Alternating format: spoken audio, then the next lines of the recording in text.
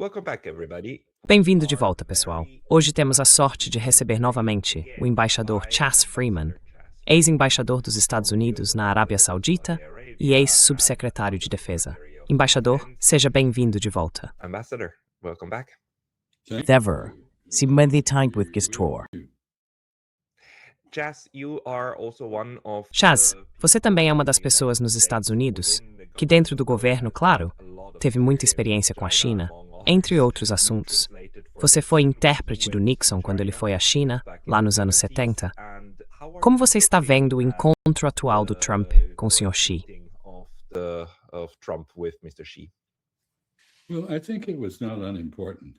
Olha, eu acho que não foi algo sem importância. Primeiro, é a primeira vez em 9 anos que um presidente americano viaja a Pequim.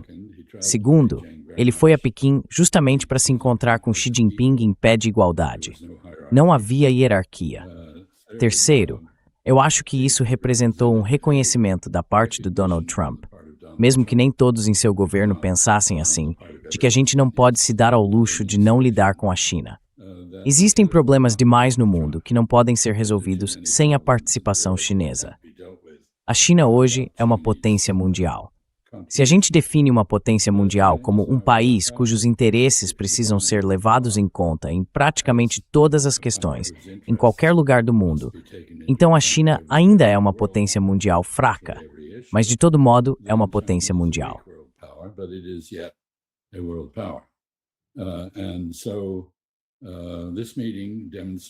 Então esse encontro mostrou que os dois lados, que são rivais, conseguem se comunicar, conseguem se reunir. Vai haver outro encontro no dia 24 de setembro, na Casa Branca. E provavelmente depois disso, Xi Jinping vai discursar na Assembleia Geral da ONU quando ela começar. Eu acho que os dois lados tiraram algo útil dessa reunião. Donald Trump teve o espetáculo, o que alimenta o ego dele e o deixa satisfeito. E isso não é pouca coisa, considerando o risco de ele ficar de mau humor. Pode ser que tenha havido, ou não, alguns acordos comerciais importantes. Como de costume com o Trump, não houve uma preparação efetiva antes desse encontro. Nenhum assessor subiu a montanha para definir o que poderia ser alcançado. Existe a possibilidade de vendas de aviões e de soja.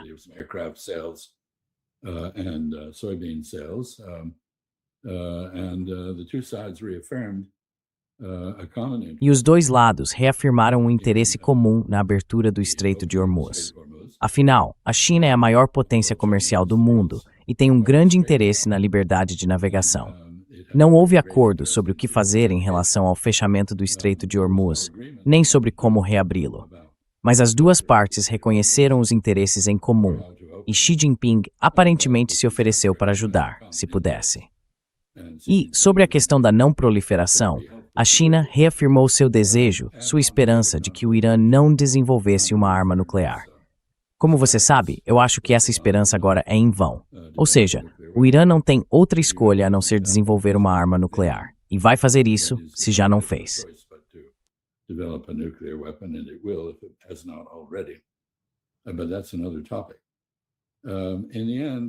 Mas isso é outro assunto. No fim das contas, os dois lados, em outras palavras, confirmaram o status atual da relação. Uma relação de competição, mas com algum reconhecimento de interesses em comum. E do lado chinês, Xi Jinping teve a oportunidade de agir como um estadista, recebendo Donald Trump em pé de igualdade. Isso reforça o prestígio da China. Ele também teve a chance de apresentar as políticas chinesas, que buscam estabilidade e paz, e não ruptura, se diferenciando assim de Donald Trump e dos Estados Unidos. E claro, teve uma oportunidade importante de explicar diretamente a Donald Trump a importância da questão de Taiwan para a China.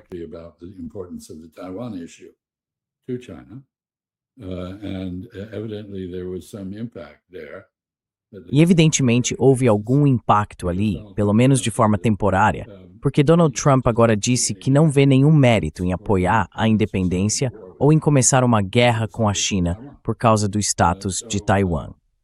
Então ele ainda tem algumas decisões a tomar sobre a venda de armas para Taiwan.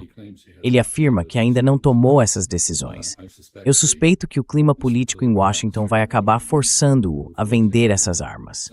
Mas ele entende claramente os riscos agora. que isso poderia levar os Estados Unidos a uma guerra a mais de 15 mil quilômetros de Washington. Então, esse não foi um evento insignificante, mesmo que não tenha virado notícia de verdade. E o principal efeito disso foi desviar a atenção dos arquivos de Epstein e da guerra na Ásia Ocidental, temporariamente, para uma cerimônia em Pequim, que, claro, os chineses conduziram com a habilidade de sempre.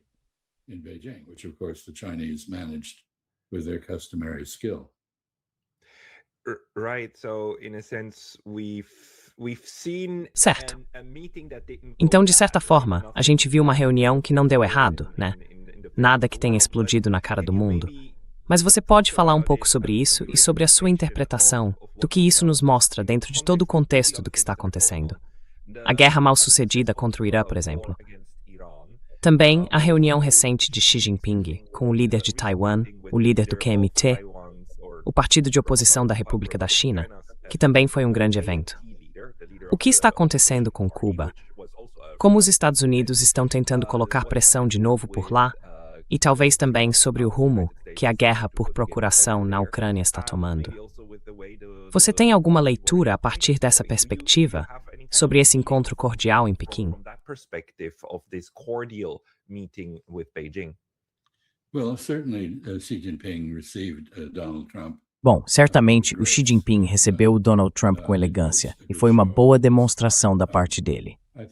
Eu acho que os chineses, mais uma vez, mostraram para quem realmente presta atenção e não olha para eles com preconceito ou paranoia, que são um pilar da ordem global que está se deteriorando. Ou seja, eles querem preservar o papel das Nações Unidas, o direito internacional e as regras baseadas em consenso, em vez do unilateralismo. Por isso, eles não são exatamente uma potência revisionista. Claro, podem querer melhorar algumas coisas aqui e ali, mas no essencial, são uma força em favor da paz e da estabilidade. Eles não estão envolvidos em guerras no exterior.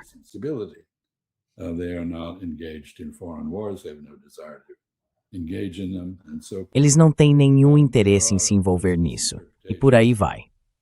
Claro que existem interpretações erradas sobre a relação da China com o Irã. Alguns americanos afirmam que o Irã é um estado cliente da China, mas isso é basicamente absurdo. O Irã é uma nação soberana e independente. Na verdade, é um estado civilizacional, com uma história de muitos milhares de anos, e não está subordinado à China nem a nenhum outro país em termos de suas políticas. O Irã já tomou decisões que os chineses lamentam, como eu disse, o fechamento do Estreito de Hormuz, mas a resposta da China para isso é a única adequada: a diplomacia.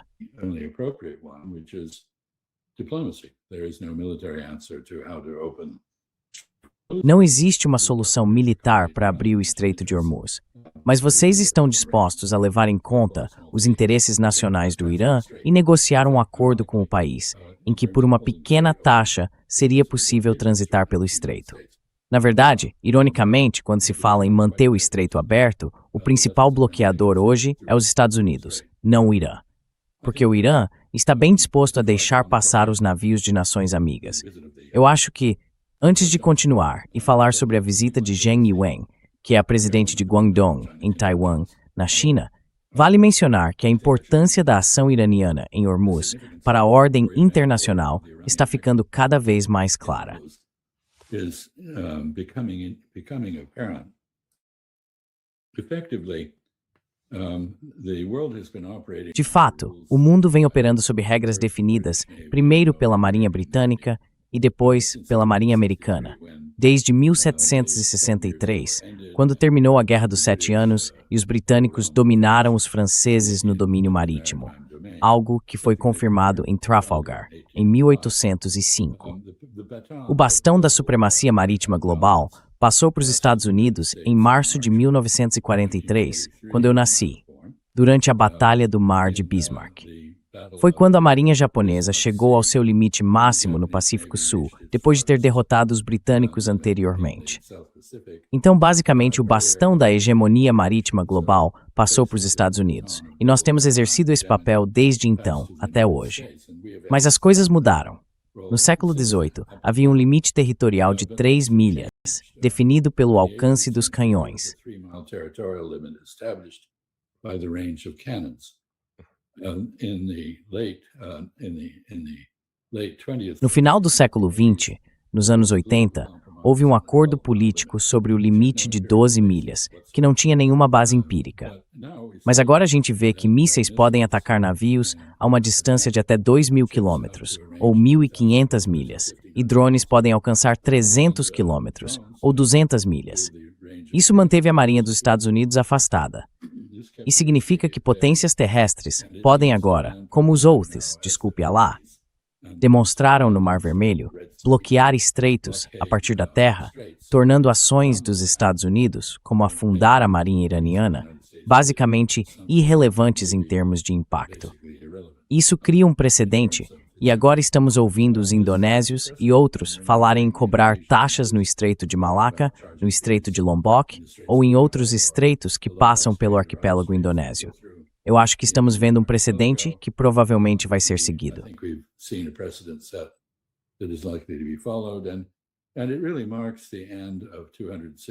E isso realmente marca o fim de 263 anos de hegemonia marítima anglo-americana. Ou talvez não o fim, mas o começo do fim. Então você perguntou, acho eu, sobre a importância da questão de Taiwan no contexto atual. Na minha opinião, o Donald Trump claramente não acha que vale a pena defender Taiwan contra um esforço da China de concluir a sua guerra civil, tentando de alguma forma reincorporar Taiwan.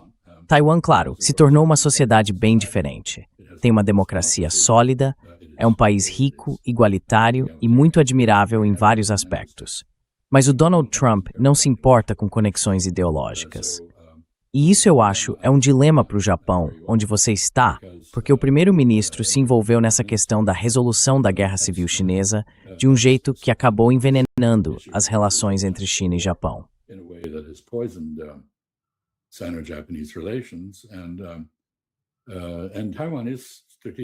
E Taiwan tem uma importância estratégica para o Japão, e isso vem de muito tempo. Os holandeses usaram Taiwan como base quando abriram os portos de tratado no Japão. E Taiwan, claro, acabou servindo de ponto de partida para os avanços japoneses nas Filipinas e em outras partes do Sudeste Asiático durante a Segunda Guerra Mundial. Então, é inegável que Taiwan tem um peso estratégico para o Japão. Só que agora, esse peso precisa ser considerado num contexto em que o Japão está um pouco menos confiante. Acho que, para encerrar, de Hakaru, já que você basicamente juntou umas 14 perguntas numa só, o ponto principal é que o que se viu foi confiança da China. Eles receberam Donald Trump com muita segurança. E até o secretário de Estado, Marco Rubio, eles chegaram a mudar o ideograma usado para transliterar o nome dele, trocando um caractere comum, sem muito sentido, da Swarth Ministerico Impetol, em Enkiente Gosseur.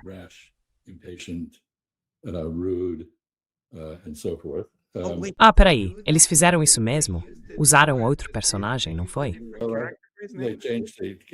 Eles mudaram o ideograma do sobrenome dele. Um gesto bem sutil para mostrar que ele ainda está sob sanções. Mas deixaram ele entrar usando um caractere chinês diferente.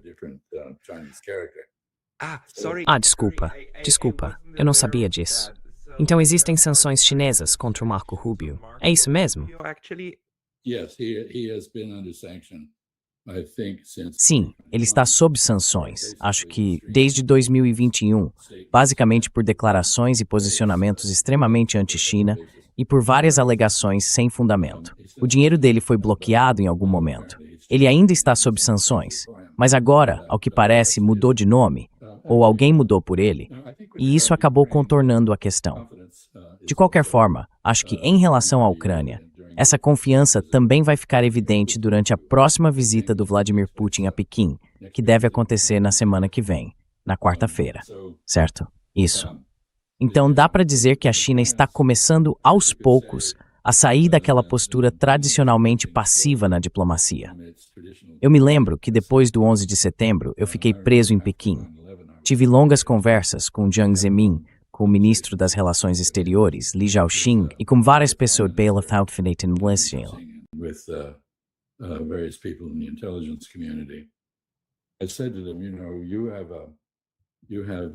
Eu disse para eles, olha, vocês têm um conhecimento único sobre o Afeganistão. Durante a luta para expulsar os soviéticos de lá, vocês tinham uma relação direta com o grupo Tajik no Noroeste, e isso era algo que ninguém mais tinha. Todo mundo precisava passar pelo Easy paquistanês, mas vocês tinham contato direto. Vocês sabem onde estão enterrados os corpos e os depósitos de munição e poderiam ser muito úteis. E eu ainda comentei, eu sei dos seus 4.000 anos de inatividade magistral, o chamado Wu Wei, ou Wu Wei, aquela filosofia taoísta de não fazer nada e alcançar tudo. Eu disse, meu conselho é que vocês deixem isso de lado e assumam um papel ativo.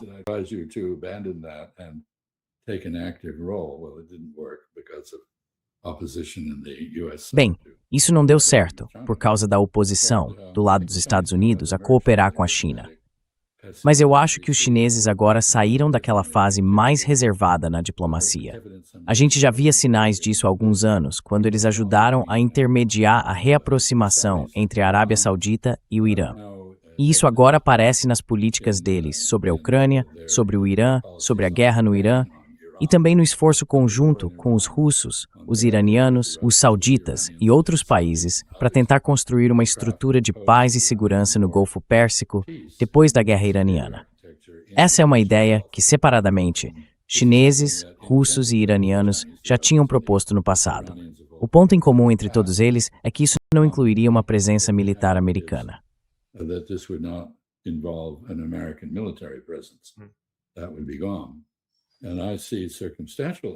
Isso deixaria de existir. E o que eu vejo são apenas indícios circunstanciais. É só isso que eu tenho. Sabe, eu não posso ter certeza do que está acontecendo por baixo da superfície. Eu sou apenas uma pessoa tentando interpretar os sinais. Não tenho acesso a informações secretas.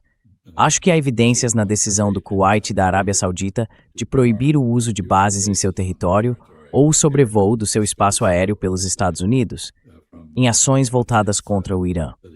E também há sinais, nas declarações e no comportamento do Catar, de que os três países, pelo menos, estão mantendo conversas discretas com o Irã sobre o que fazer depois da guerra. E o que fazer depois da guerra não vai incluir a permanência dos americanos em seus territórios.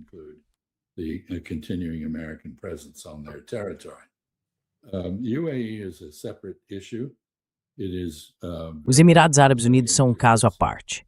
Eles estão muito envolvidos nesse novo relacionamento com Israel. A gente já sabe que, embora os Emirados neguem, o primeiro-ministro de Israel, Sr. Netanyahu, o chefe do Mossad, Sr. Barnea, o ministro da Defesa, Sr. Gallant, e o comandante das Forças de Defesa de Israel, cujo nome eu esqueci agora, mas é um homem de aparência muito distinta, todos estiveram nos Emirados durante a guerra. Também vimos o sistema Domo de Ferro, de defesa contra drones e mísseis de cruzeiro sendo implantado lá. Então os Emirados estão tomados por um desejo de vingança contra o Irã. Um desejo, na minha opinião, inútil e até fantasioso. Eles participaram junto com os Estados Unidos do ataque ao Irã e provavelmente também com Israel.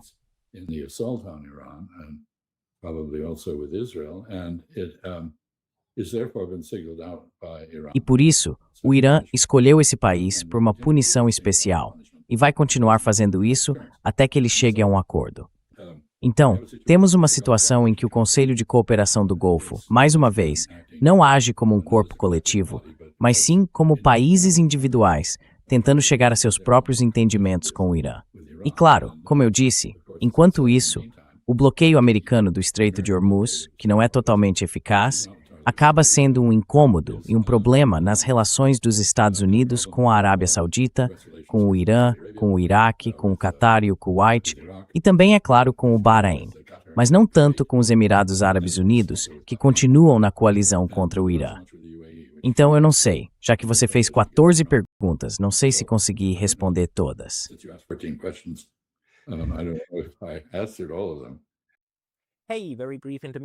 Oi, uma pausa bem rápida aqui, porque eu fui banido do YouTube recentemente. E embora eu já tenha voltado, isso pode acontecer de novo a qualquer momento. Então, por favor, pense em se inscrever não só aqui, mas também na minha lista de e-mails no Substack. É pascalotas.substack.com. O link vai estar na descrição aqui embaixo. E agora, de volta ao vídeo.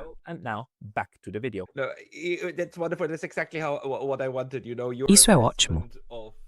Era exatamente isso que eu queria, a sua avaliação de um panorama geral. Na verdade, a situação na Ásia Ocidental está de novo muito tensa. A gente leu hoje no New York Times que agora, durante o fim de semana, o Donald Trump precisa avaliar as opções dele. Mais diplomacia ou voltar a usar bombas? E sabe, o jeito como o New York Times e a grande mídia tratam esse assunto é bem estranho. Porque, claro, deixam de fora muita coisa que a gente já sabe. Por exemplo, é justo reconhecer que o New York Times chegou a noticiar que boa parte do material no Irã, na verdade, não estava escondida, e que o país mantém uma capacidade considerável de mísseis.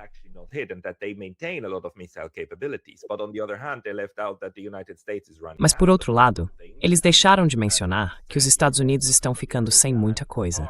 E como você acabou de dizer, a Arábia Saudita e o Catar não querem mais que seu espaço aéreo e seu território sejam usados.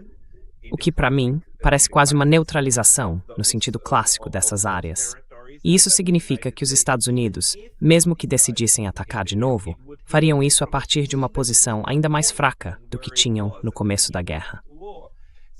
Então, na sua opinião, em que ponto a administração americana realmente está nessa decisão sobre como continuar as negociações necessárias com o Irã?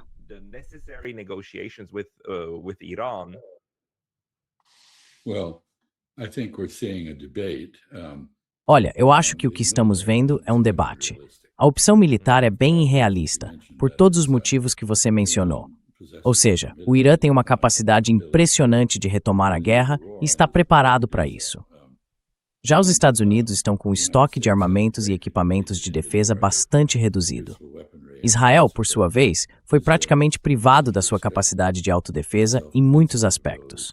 E Israel, claro, vem aproveitando essa guerra para conduzir uma guerra no Líbano, com o objetivo de anexar o sul do país. Já anexou partes, informalmente, mas anexou partes da Síria. E agora propõe anexar partes do Líbano. A gente pode falar sobre isso separadamente. And we can talk about that as a separate matter, but I think Mas eu acho que isso reflete um debate entre vários membros das facções neoconservadoras. De um lado, temos o Robert Kagan, um intelectual conservador muito respeitado e sério, que concluiu, e eu concordo com ele, que os Estados Unidos perderam essa guerra e que a única resposta viável agora é reduzir os prejuízos, saindo e abandonando o conflito. E isso, na minha opinião, mostra o realismo dele. É uma ruptura importante com a ideia de ação militar. Do outro lado, temos pessoas como John Bolton e outros que basicamente negam a realidade e partem do princípio de que ainda temos capacidade de forçar o Irã à submissão. E por isso acham que devemos insistir ainda mais na guerra. And therefore we should double down on the war. They are reflecting the Israeli view. Eles estão refletindo a visão israelense. Netanyahu e seu grupo não querem que essa guerra acabe. Eles querem que ela termine com a destruição do Estado iraniano, o que, na minha opinião, não vai acontecer. É uma ideia realista. E faz parte do mesmo raciocínio falho que acha que dá para resolver o problema dos palestinos cometendo um genocídio. Isso não derrota o Hamas. Também não dá para resolver o problema do nacionalismo libanês, do nacionalismo xiita representado pelo Hezbollah, eliminando sua liderança. Na verdade, as coisas não estão indo muito bem para Israel no Líbano. Então, temos um debate. E sobre onde o Donald Trump se posiciona nisso tudo, eu não sei. Provavelmente ele também não sabe. E por isso, não dá para prever o que vai acontecer. We cannot predict what will happen. I have felt from the beginning that it was very probable. Desde o começo, eu senti que era bem provável que ele entendesse que a guerra está perdida e que a gente precisa sair dela. Mas que ele sairia com um grande estrondo, com algum tipo de ataque pesado ao Irã, para poder dizer que conseguiu ainda mais do que já afirma. Sendo que a maior parte disso não é verdade.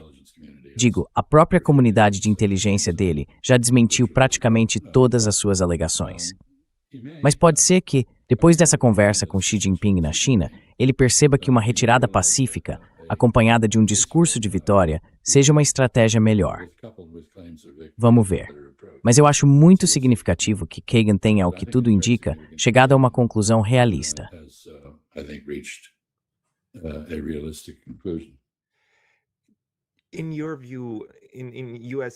Na sua opinião, na política interna dos Estados Unidos, uma das coisas mais marcantes para mim nos últimos anos é que, oficialmente, pela Constituição americana, o poder de declarar guerra é do Congresso, não do presidente.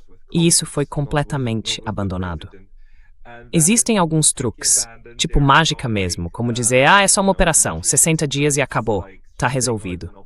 Ao mesmo tempo, é o mesmo presidente que mudou o nome do Departamento de Defesa para Departamento de Guerra. Na prática, todo mundo chama de guerra.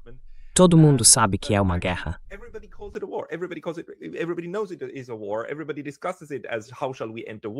Todo mundo fala sobre isso como se fosse, como é que a gente vai acabar com a guerra? Mas, na verdade, é só um cessar-fogo. Quer dizer, a diferença entre o que a Constituição de vocês diz e o que realmente está acontecendo é enorme. Você acha que existe alguma chance de isso voltar a ser como antes? Digo, de voltar a haver limites reais sobre o poder do presidente de fazer guerra? Ou, na sua opinião, isso veio para ficar? E agora é como se a gente simplesmente aceitasse que sim, o presidente dos Estados Unidos pode, com um simples gesto, tentar sequestrar qualquer outro presidente. E agora já se fala até em fazer isso com Cuba, ou em invadir e atacar qualquer país.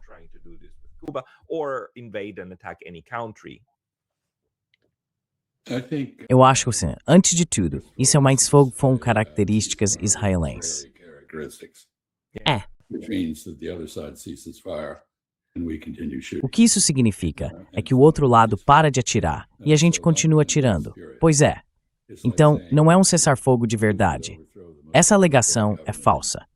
É como dizer que a derrubada do governo da Irmandade Muçulmana no Egito não foi um golpe. Isso é uma ficção jurídica, sem nenhuma credibilidade. Em segundo lugar, eu acho que existe uma chance de a gente recuperar o respeito pela Constituição e pelo poder do Congresso, porque é uma reação popular muito forte contra o nível de duplo pensar, de hipocrisia e de submissão ao poder presidencial que o Congresso tem mostrado. O Partido Republicano continua agindo quase totalmente como um culto e não como um partido político.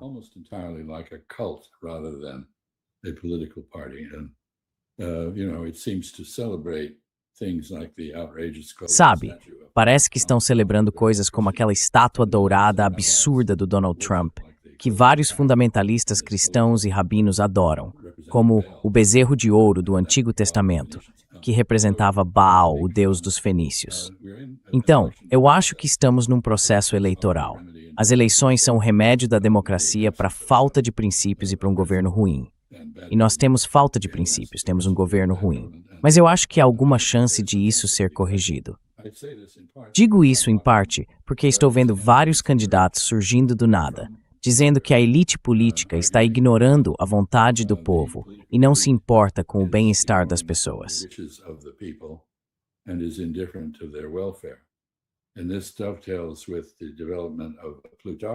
E isso se encaixa com o desenvolvimento da plutocracia nos Estados Unidos, onde aquele 0,1% basicamente consegue direcionar a nossa política, algo que é profundamente ressentido.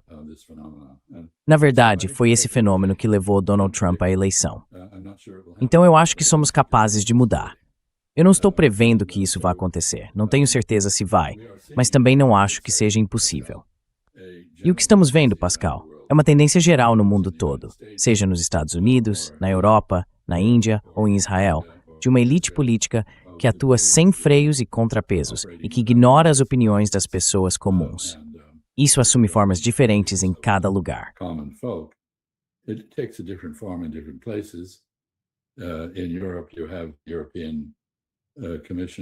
Na Europa, existe a burocracia da Comissão Europeia, que funciona de um jeito completamente antidemocrático e é muito criticada por causa disso. E na Índia, a gente vê a ascensão do Bharatiya Janata, o partido do Modi, que praticamente virou o controlador único do Estado indiano. Talvez exista também um pouco desse sentimento nacionalista e populista atuando no Japão. Eu não conheço o suficiente para afirmar, mas acho que estamos vendo um colapso da democracia, do governo constitucional, do respeito ao Estado de Direito, de forma bem ampla e em várias partes do mundo. E nesse sentido, me anima ver pessoas como Pedro Sánchez, da Espanha, se organizando contra isso. Ou democracias exemplares, como o Uruguai, que quase ninguém menciona, se juntando para reafirmar os princípios da democracia constitucional em grupo. Então eu não acho que isso tenha acabado ainda. In a group. So I don't think it's over yet. Okay, that's I'm glad to hear that. There's one more of these negative tendencies, which is that some of these groups that are in power openly talk about the necessity to do things like cognitive warfare and so on, which is basically the idea of not the people informing what the government, not the opinion of the people that should inform the government, but the government that should be able to control the opinion of the people. And I had a couple of scary discussions recently. Recentemente, eu tive algumas conversas bem preocupantes. Primeiro com europeus, especialmente colegas alemães, e depois com colegas russos. Os russos diziam algo como: olha, os alemães vivem repetindo que querem uma guerra com a gente está começando a acreditar nisso. E os colegas alemães diziam: a propaganda aqui está tão intensa que essa ideia de que uma guerra com a Rússia é inevitável já virou quase um consenso. Para encerrar essa discussão, qual é a sua avaliação? Será que isso virou uma profecia autorrealizável, em que a Europa acaba sendo empurrada para uma guerra com a Rússia? Ou, na sua visão, qual é o interesse dos Estados Unidos na forma como a Rússia está sendo tratada? In how Russia is dealt with.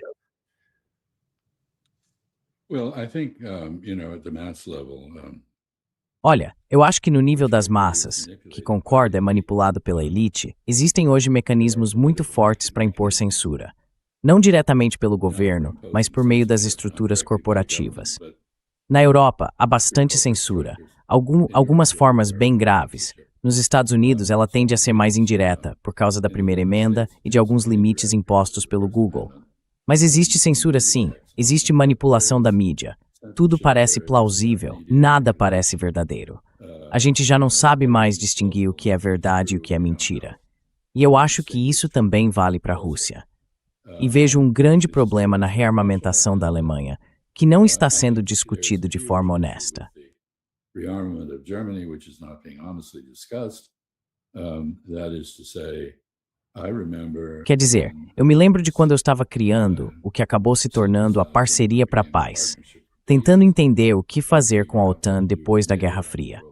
Uma das grandes preocupações era que, se os Estados Unidos não estivessem presentes na Europa, não haveria um equilíbrio entre a Alemanha e os outros países menores ou de médio porte, e isso poderia levar a uma hegemonia alemã na Europa. Os próprios alemães estavam preocupados com isso. Naquela época, eles queriam que os Estados Unidos permanecessem lá em parte por esse motivo. Acho que tudo isso está mudando. E eu não acredito que exista qualquer inevitabilidade de uma guerra entre a Rússia e o resto da Europa. Acho que isso é um absurdo.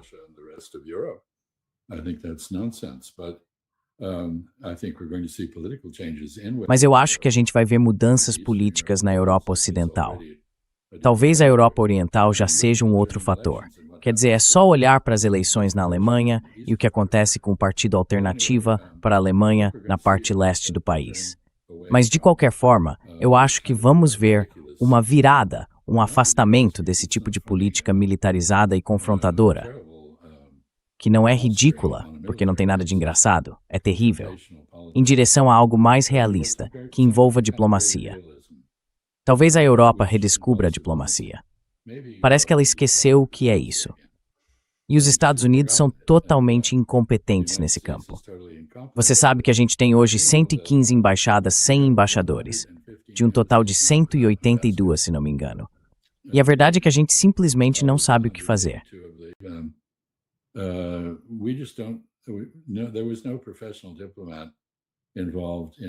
Pelo que eu sei, não havia nenhum diplomata profissional envolvido na visita do Trump a Pequim.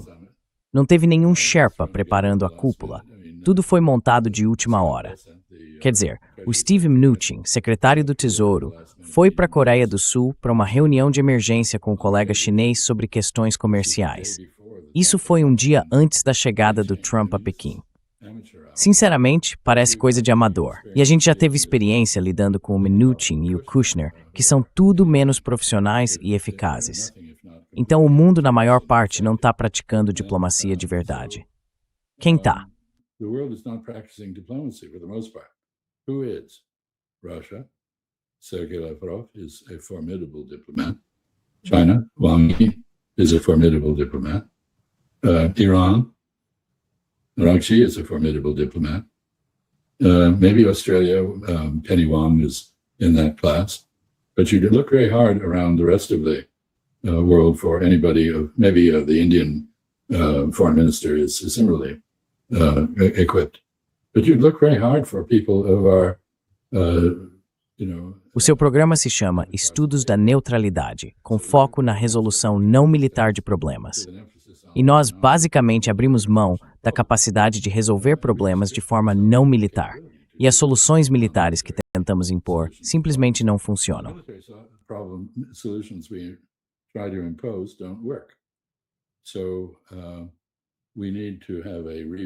Então, eu acho que a gente precisa de um renascimento da mentalidade diplomática. Tenho pensado bastante sobre isso, tentando recuperar o vocabulário que descreve os diferentes tipos de relacionamento e o que cada um implica. A diferença entre alianças e intentes, entre intente e Estado-cliente, entre rivalidade, hostilidade e inimizade. São fases distintas das relações internacionais que os cientistas políticos não têm estudado muito, mas que fazem parte da tradição da diplomacia. Talvez a gente precise redescobrir isso.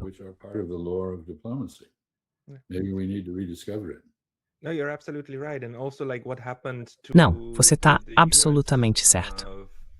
E também, o que aconteceu com o Serviço Exterior dos Estados Unidos? O país sempre teve diplomatas incríveis, né? Joseph Grew no Japão naquela época e tantos outros. Mas algo mudou.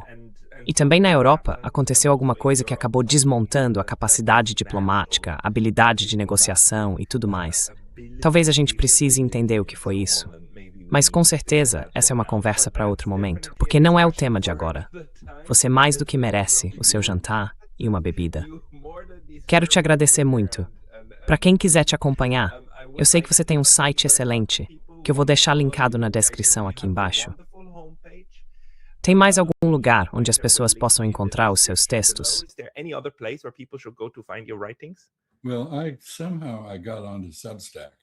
Bom, de alguma forma eu acabei entrando no Substack. Não tenho muita certeza de como isso aconteceu. Acho que devo ter respondido a uma postagem de outra pessoa. E aí outro dia eu pensei, bom, aquelas falas preparadas que eu faço, eu devia colocar no Substack. Então publiquei 2 delas lá. As pessoas podem achar meu Substack com certa facilidade, eu acho. Coloquei 2 intervenções, uma sobre a paz na Europa e o que é necessário para alcançá-la, e outra sobre, curiosamente, a política de portas abertas em relação à China, criada por John Hay, que foi secretário de Estado na virada do século XIX para o XX. Secretary of State at the turn of the 19th and 20th centuries. He basically figured out a way to deal with a faltering China. Basicamente, ele encontrou um jeito de lidar com uma China em dificuldade e, ao mesmo tempo, beneficiar os Estados Unidos ajudando a China a se reerguer. A gente, claro, tem hoje exatamente a política oposta. Estamos tentando derrubar a China. Apesar de toda a conversa amistosa em Pequim nos últimos dias, continuamos sendo mais do que rivais. Temos uma relação hostil. Então, sim, existem maneiras de lidar com isso, se alguém estiver interessado. Mas sabe, hoje em dia, apesar da minha vontade de me aposentar e passar o tempo lendo ficção científica e outras leituras mais, digamos, picantes, eu acabo virando comentarista em programas como o seu.